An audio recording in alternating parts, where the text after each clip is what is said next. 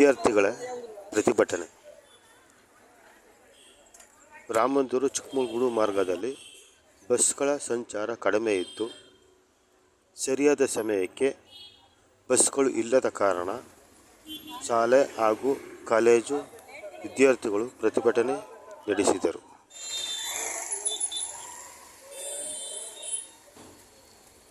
ಬಸ್ಸುಗಳು ತುಂಬ ಸಮಯಕ್ಕೆ ಬಾರದೆ ರಸ್ತು ಜಾಸ್ತಿ ಇರುವುದರಿಂದ ವಿದ್ಯಾರ್ಥಿಗಳು ಆಕ್ರೋಶ ವ್ಯಕ್ತಪಡಿಸಿದರು.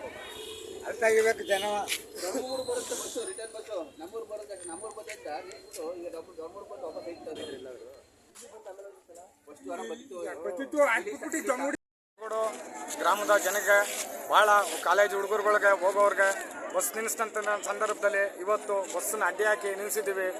ಡಿಪೋ ಮ್ಯಾನೇಜರು ಸ್ಪಂದಿಸಿ ನಮ್ಗೆ ಯಾವುದಕ್ಕೂ ಬರ್ತಾ ಇಲ್ಲ.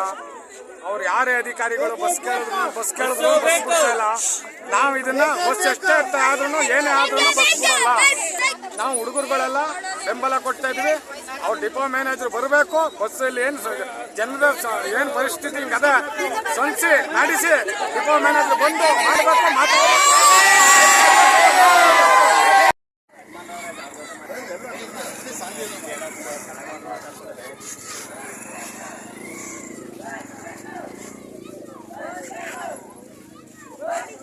ನಾವು ಮತ್ತೆ ಹುಡುಗರುಗಳೆಲ್ಲ ಬಂದು ಕೇಳುವ ಮಾಡುವ ಎಲ್ಲನೂ ಮಾಡುವ ಅಡ್ಜಸ್ಟ್ ಮಾಡ್ಕೊಂಡು ಹೋಗ್ರೆ ಅಂತ ಹೇಳ್ಬೋದು. ಕೊನೆಗೆ ಏನಾಯ್ತು, ಈಗ ಬಸ್ ನಿಲ್ಸಿಗೆ ಮಾಡ್ಬಿಡ್ತೀವಿ.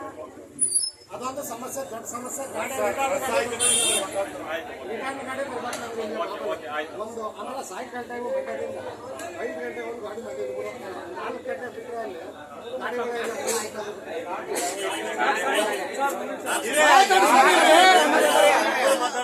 ಸಮಸ್ಯೆ ಬಗೆಹರಿದು ಒಬ್ಬರ ಕಡೆಯಿಂದ ಎಲ್ಲ ಬಂದ